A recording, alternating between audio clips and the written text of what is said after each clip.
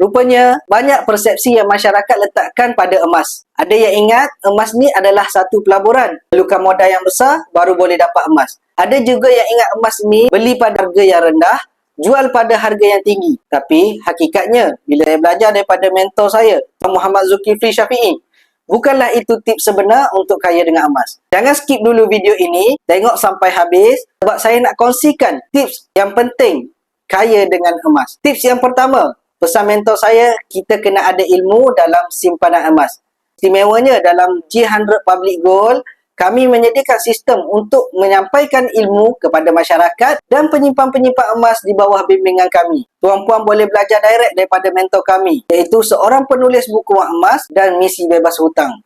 Yang kedua, tuan-puan boleh mulakan tabungan yang pertama dahulu dengan cara tuan-puan menyimpan dalam akaun GAP dengan bajet serendah RM100 sahaja. Nak dapatkan lebih banyak gram emas, simpan dengan lebih banyak. Jadi, emas ni bukanlah untuk orang kaya-kaya je. Kita adalah penyimpan emas, bukan pelabur emas.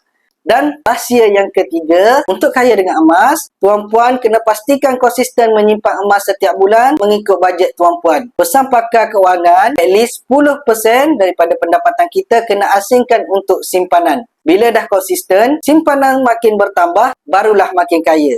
Kaya bukan soal kereta mewah apa yang tuan-puan pakai, tapi soal berapa lama tuan-puan boleh bertahan ketika tiada pendapatan. Bagi yang nak mulakan simpanan emas di Public Gold, boleh terus rujuk pin video di profil atau klik link di bio untuk saya bantu tuan-puan sebaiknya.